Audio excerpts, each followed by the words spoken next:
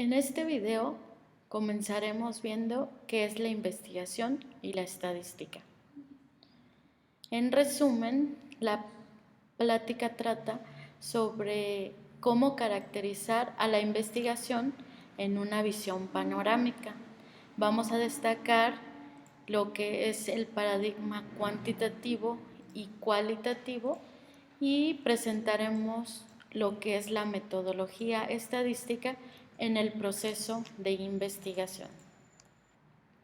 Siempre que se comienza con una plática de esta, me gusta citar a Vernon Magnussen sobre cómo y de qué aprendemos. Fíjense, 10% de lo que leemos es lo que aprendemos, 20% de lo que escuchamos, 30% de lo que vemos, 50% de lo que vemos y escuchamos, 70% de lo que decimos. Y veamos esta última estadística, 90% de lo que decimos y hacemos. Así se aprende en la investigación. Tenemos que hacer para aprender, no nada más leer, ver o decir. Tenemos que decir y hacerlo. Por eso estamos enfocados en este curso a hacer para poder aprender. Los temas que estaremos desarrollando en esta charla será la investigación, sus elementos y su proceso, sus enfoques y tipos y los niveles de investigación y la caracterización de lo que es la metodología estadística. En nuestra vida cotidiana y a lo largo de nuestra educación hemos estado utilizando la palabra investigación y esta se usa con muchos propósitos. Por ejemplo, la usamos en la investigación de operaciones. También cuando hablamos de investigación documental, de investigación social, investigación aplicada, investigación educativa, tecnológica y finalmente la investigación científica. En este curso nos enfocaremos precisamente a lo que es la investigación científica. ¿Por qué debemos conocer y aplicar el proceso de investigación científica? Porque debemos promover el pensamiento científico. Si recordamos, cuando íbamos en la primaria y en la secundaria, todo nos fue enseñado como simples recetas, como un procedimiento que teníamos que seguir, pero no se activó en nosotros lo que era el pensamiento científico.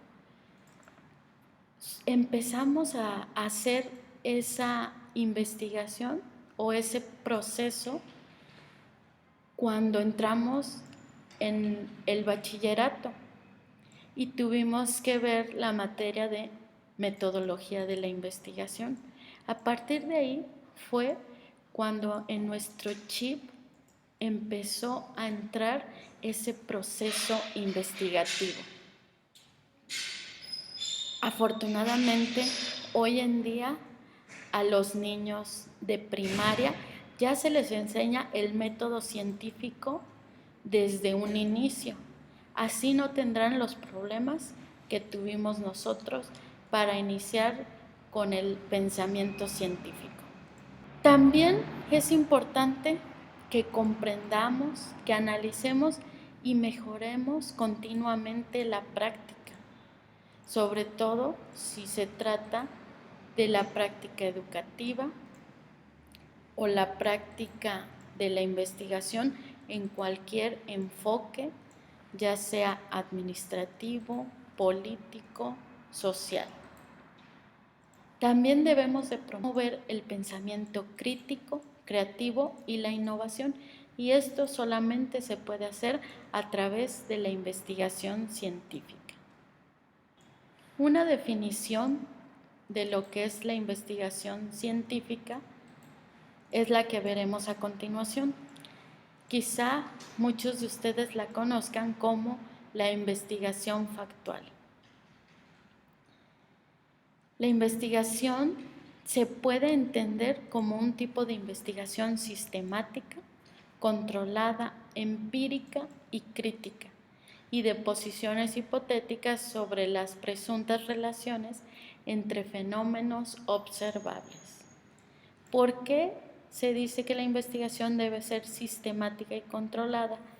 Porque implica que hay una disciplina constante para hacer investigación científica y que no se dejan los hechos a la casualidad. Es también empírica porque se basa en fenómenos observables de la realidad, y crítica quiere decir que se juzga constantemente de manera objetiva y se eliminan las preferencias personales y los juicios de valor que no están sustentados en los hechos. En este esquema podemos ver cómo a través de 10 pasos podemos llevar a cabo una investigación científica. En el paso número 1 debemos de concebir la idea a investigar. Es decir, cuando queremos hacer investigación debemos de partir de una idea. En el paso número 2, esta idea la vamos a plantear como un problema. Una vez que tenemos el problema específico, debemos establecer sus objetivos y justificar la investigación. Esta justificación debe hacerse de manera personal, social, institucional y que genere o aporte un conocimiento efectivo a un ámbito de estudio. En el paso número 3 tenemos que elaborar el protocolo. Número 4, debemos de elaborar un marco teórico que fundamente el problema. Esto lo podemos hacer a través de revisar la literatura existente. El paso número 5 consiste en establecer hipótesis y definir las variables. El siguiente paso es seleccionar un diseño apropiado de investigación. El paso 7, seleccionar las fuentes de datos y determinar lo que se va a observar y medir. En el paso 8, llevaremos a cabo la colecta de los datos. Puede ser a través de encuestas o entrevistas. En el paso 9, los analizaremos bajo un diseño estadístico, y en el paso número 10 tenemos que elaborar el reporte. ¿Qué nos genera esto? Nos genera nuevos conocimientos que finalmente nos dan nuevas ideas. Si vemos, la investigación es un ciclo, porque a partir de esta serie de pasos determinamos nuevos conocimientos, nuevas ideas que tenemos que volver a probar.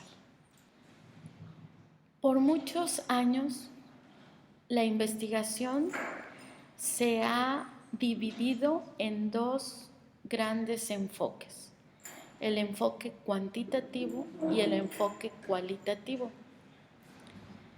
En el caso de una investigación cuantitativa, se tiene una concepción global positivista, hipotética deductiva, objetiva, particularista y orientada a resultados.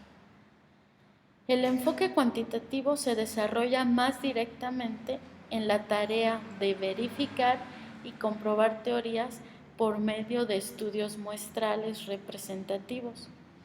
Aplica test y medidas objetivas utilizando instrumentos sometidos a pruebas de validación y confiabilidad.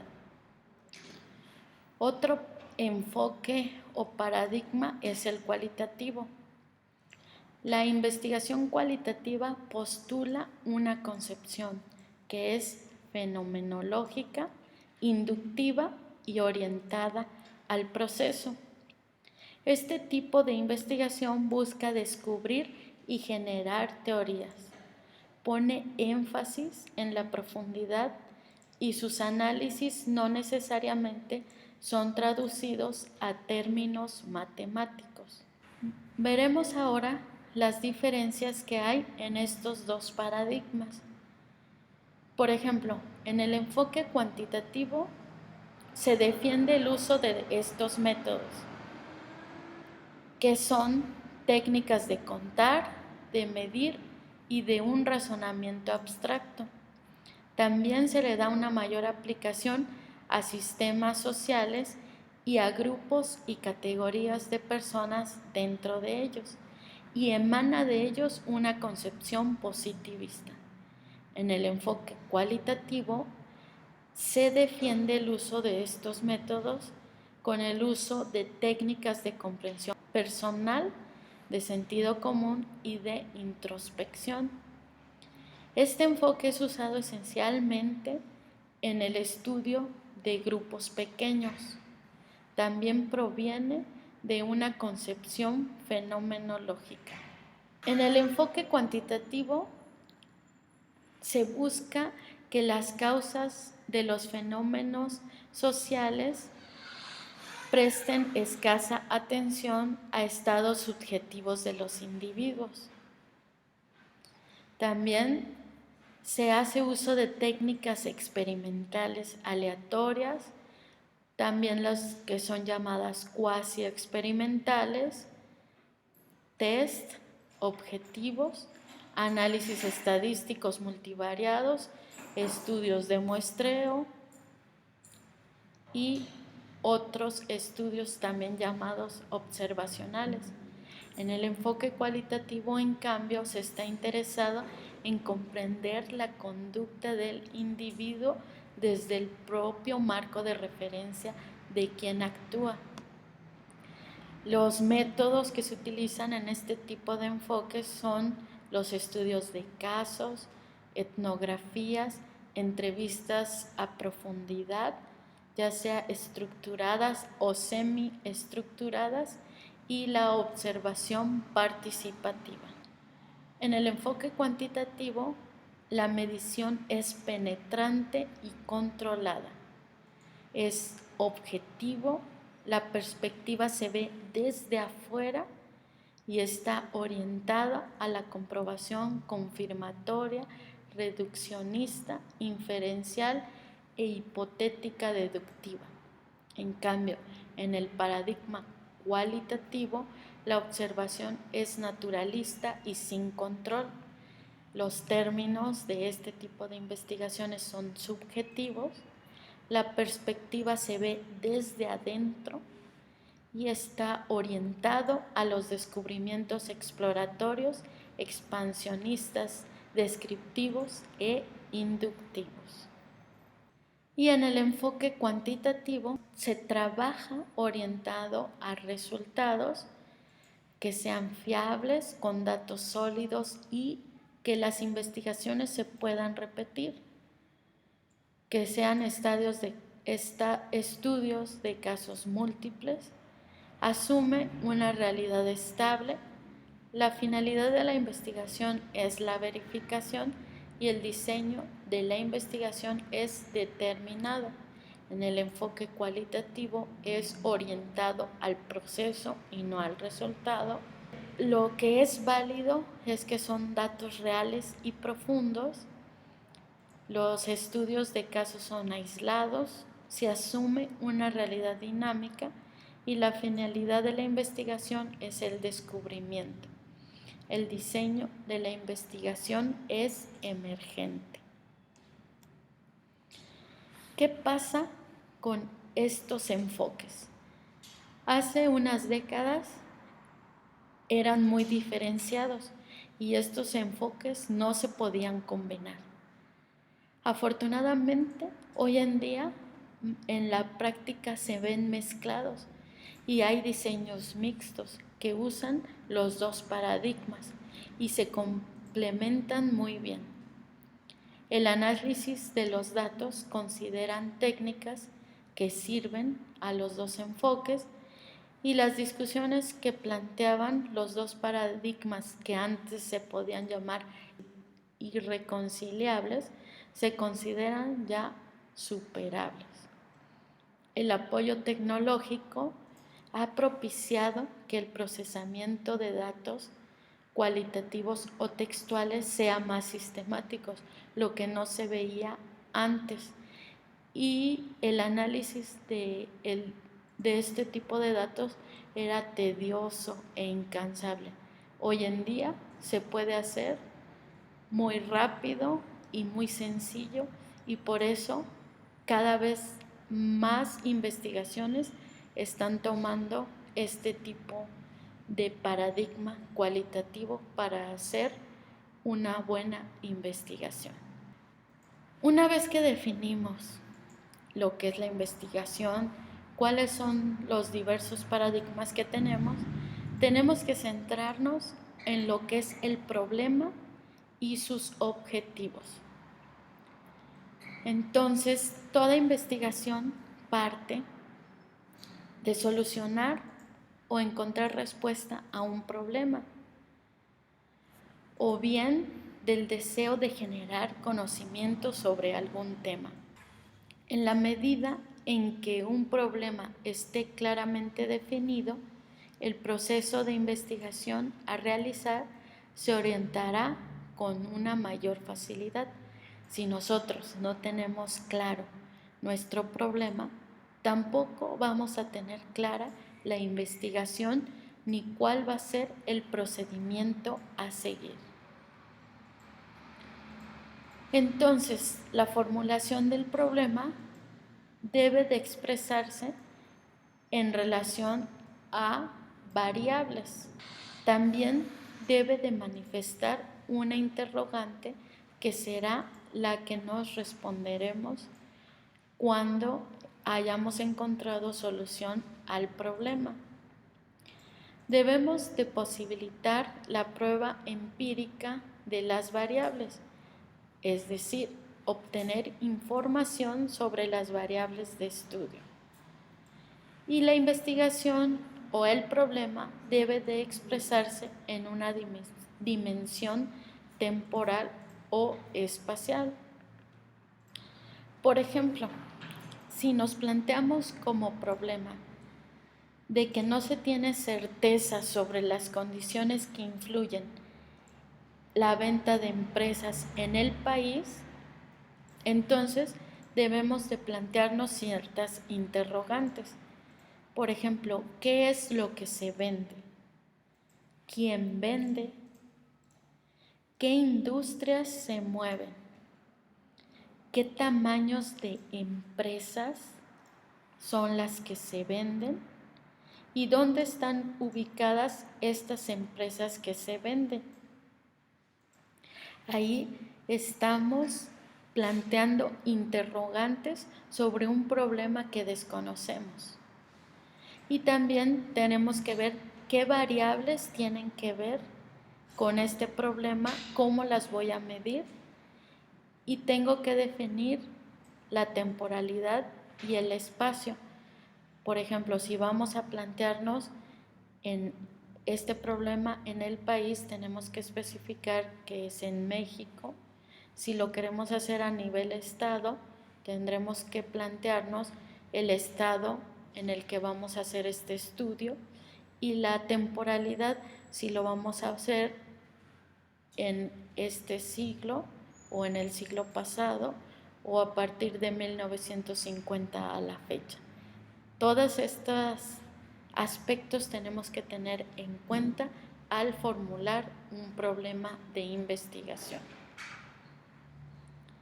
Los objetivos que debemos plantear deben estar dirigidos a los elementos básicos del problema. Tienen que ser operables. ¿Qué quiere decir esto? Que tenemos que poder medirlos y observarlos. Estos objetivos deben de ser claros y precisos y deben de estar asociados a las preguntas de investigación. Deben seguir un orden metodológico y algo que es muy importante y que no siempre se tiene en cuenta en la investigación. Los objetivos deben de ser expresados en verbos en su modo infinitivo. Por ejemplo, en base a las preguntas del ejemplo anterior, los objetivos que podemos formar serían: como objetivo general tendremos definir las condiciones que influyen en la venta de empresas en México. Este sería el objetivo global y a partir de aquí tendríamos que definir objetivos específicos como, por ejemplo, determinar el tipo de industrias que más se venden, especificar qué tamaños de empresas son las más vendidas en el país y también podríamos definir como objetivo crear un mapa de localización de demanda de empresas. Estos serían unos ejemplos de objetivos y si nos damos cuenta están asociados a nuestras preguntas de investigación, que son las mismas que responden a la problemática que desconocemos. En relación con la factibilidad, es importante tener en cuenta estos aspectos. Por ejemplo, ver si disponemos de recursos humanos, económicos y materiales suficientes para realizar la investigación, porque muchas veces nos planteamos investigaciones que son muy ambiciosas, pero no definimos si contamos con los recursos económicos o humanos para realizarla.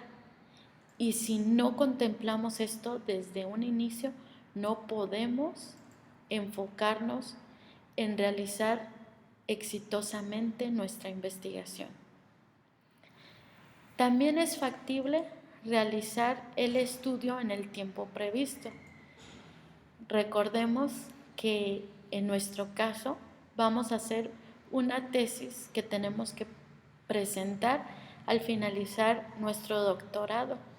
Si nos planteamos problemas muy ambiciosos, puede ser que nos lleven más del tiempo establecido que durará el doctorado. Y entonces no vamos a cumplir en tiempo y forma con las fechas establecidas en la presentación de nuestras tesis doctorales.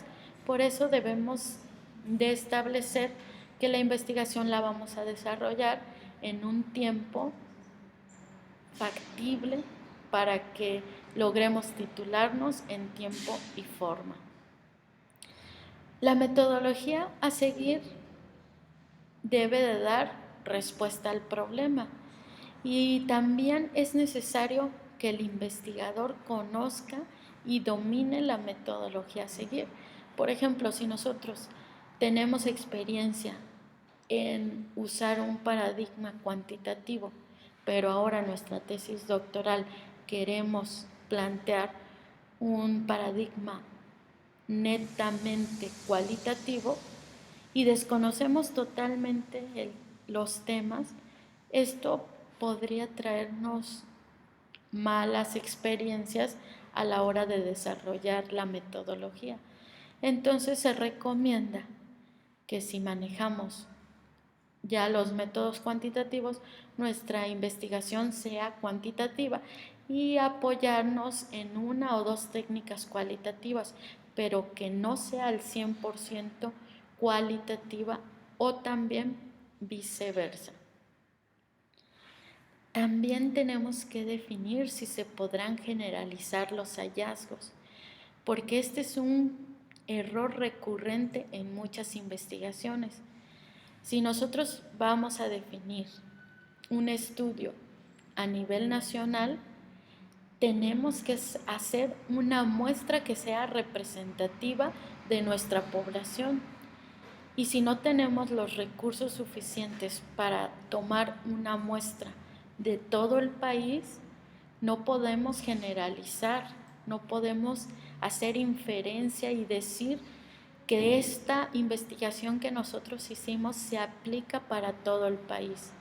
Entonces tenemos que ser muy cuidadosos en eso.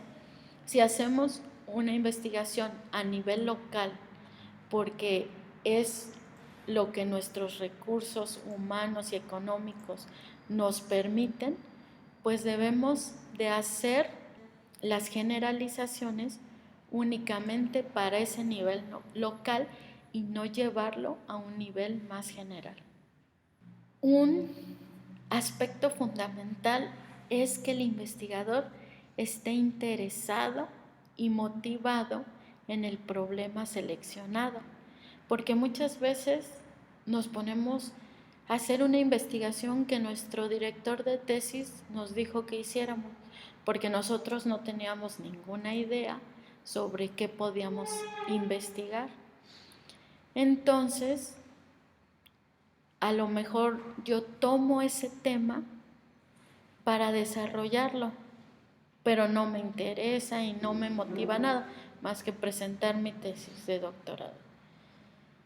Cuando esto sucede, muchas veces hay deserción del tema y cuando ya van a la mitad, el estudiante dice, es que la verdad no me interesa el tema, mejor voy a cambiar de tema, voy a buscar otro.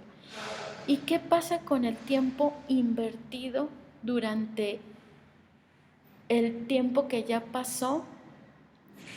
Si ya estamos hablando que estamos a mitad del doctorado y yo ya llevo 2 años investigando ese tema y ya me di cuenta que no me interesa, ¿qué pasa con todo ese tiempo perdido?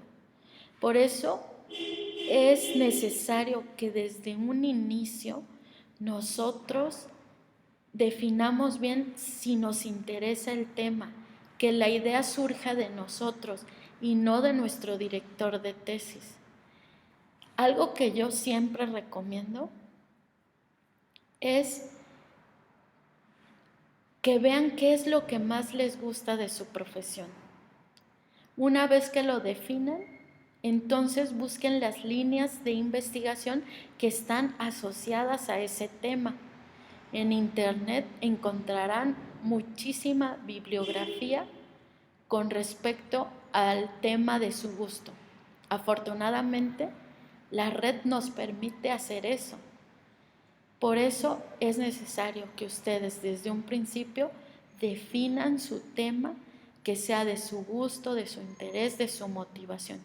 Y en caso de que alguien no tenga una idea, puede apoyarse con los artículos de investigación que ya están elaborados y que se encuentran disponibles a través del Google académico, y de ahí pueden ustedes establecer o definir una nueva investigación, pero que sea dentro de su localidad o dentro del país. Esa es una recomendación muy importante que les hago. El protocolo. El protocolo es un documento fundamental para cualquier investigación. Se dice que un buen protocolo es el 75% de la investigación. El otro 25% será desarrollarla. Por eso, si ustedes desde un principio plantean un buen protocolo, entonces ya tendrán un buen avance en su investigación. ¿Para qué sirve el protocolo? El protocolo orienta al investigador, y no solo al investigador, sino a otras personas en el proceso de ejecución del estudio. También sirve para obtener apoyo de personas u organismos involucrados en el estudio, o también para obtener la aprobación o financiamiento para su ejecución. Si ustedes van a desarrollar una investigación en alguna empresa y quieren los permisos, no van a llegar a la empresa y decir, mire, yo vengo a hacer una investigación. No, tienen que llegar ya con su protocolo, presentarlo a los directivos y ellos a través de este documento verán si es factible o no darles los permisos que ustedes necesitan para llevar a cabo su investigación. Los componentes que debe de llevar el protocolo son 3: componentes introductorios, principales y complementarios. En los componentes introductorios son muy sencillos, tenemos lo que es el título y el contenido del protocolo. En los principales viene lo que es la introducción, el planteamiento del problema, los objetivos, el marco teórico que fundamenta nuestro problema, las hipótesis que nos planteamos, las variables que mediremos y el diseño metodológico que seguiremos para ejecutar la investigación. Y como componentes complementarios tenemos lo que son las referencias, la bibliografía y los anexos. El marco teórico es muy importante porque es el posicionamiento epistemológico del investigador. Aquí se revisarán las teorías que se van a manejar durante la investigación y que fundamentan el problema y nuestra hipótesis de trabajo. Después viene lo que es el estado del arte o de la cuestión y que comúnmente conocemos como antecedentes. Es muy importante que se haga esta revisión de antecedentes antes de iniciar la investigación, porque nos da un panorama de lo que ya existe sobre la investigación de este tema, lo que se conoce del problema bajo estudio y los objetivos, y permite conocer cómo se ha investigado el tema, qué se tiene como conocimiento recientemente obtenido y qué se puede aportar, porque quizá nosotros vamos a comenzar a hacer una investigación que ya existe en algún lugar y es bueno que sepamos cómo la hicieron y que nosotros la vamos a replicar siguiendo nuestra propia metodología. Las funciones principales del marco teórico y la revisión de antecedentes nos ayudan a prevenir errores, porque quizá lo que nosotros vamos a hacer ya lo hicieron otros investigadores y quizá cometieron algún error en la investigación. Entonces nosotros podemos retomar la metodología que hicieron y no cometer el mismo error, sino dar una aportación sobre ese estudio y sobre todo que será una aportación que no cometerá el mismo error que se hizo en otro estudio. También orienta sobre cómo habrá de realizarse el estudio, cómo se establecen las hipótesis y cómo las vamos a probar a través de datos, y también provee un marco de referencia de cómo debemos interpretar los resultados del estudio. Siempre en una investigación se debe de plantear una hipótesis de trabajo. Esta hipótesis orienta y guía hacia lo que se desea comprobar del problema de investigación. Esta debe deducirse del problema y de los objetivos estudiantes y debe de ser congruente con el marco teórico que sustenta el trabajo. A su vez, estas hipótesis determinan el tipo de estudio a seguir y el diseño metodológico que se planifique para su comprobación. En la recolección de datos, nosotros debemos de ver qué instrumentos o métodos de recolección vamos a utilizar y deben de describirse en forma clara. En caso de que nosotros vayamos a construir nuestro propio instrumento, que puede ser una encuesta o un cuestionario, tenemos que hacer un proceso de validación y confiabilidad.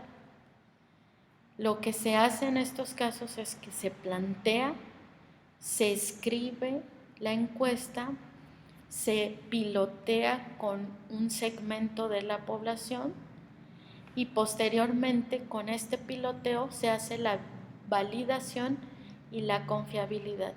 Si estos son adecuados, entonces ya se recolecta la información en toda nuestra población y en caso de que el cuestionario no sea confiable, entonces se reestructura y se vuelve a pilotear. En la práctica, muchos investigadores utilizan instrumentos ya validados y confiables. Y lo que se hace es que se citan en la investigación y se especifica que es un cuestionario que fue utilizado en otra investigación, que ya fue validado y que su nivel de confiabilidad para la investigación es alto. Eso es lo que se recomienda muchas veces y es muy válido hacerlo, pues ya otros se encargaron de hacer esta validación. Y finalmente, cuando se hace el protocolo, se debe de hacer un plan de tabulación y análisis de los datos. Esto significa que una vez que nosotros recolectamos los datos, tenemos que formar bases de datos que nos permitan analizarlos y presentar los resultados de la investigación. Esto se hace para los dos enfoques, no importa que sea cuantitativo y cualitativo. Y este plan de tabulación es lo que conocemos como la metodología, porque ahí vamos a plantear todo el desarrollo de la investigación, qué diseño estadístico utilizamos, qué técnicas estadísticas y finalmente cómo reportaremos los resultados. También dentro del protocolo se muestra un cronograma de actividades.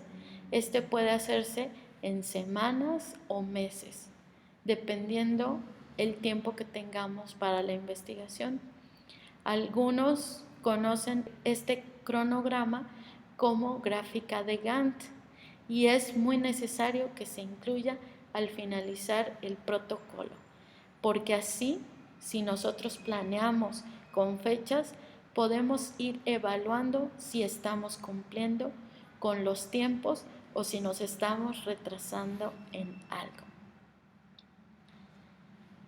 Espero que este video sea de utilidad para todos ustedes.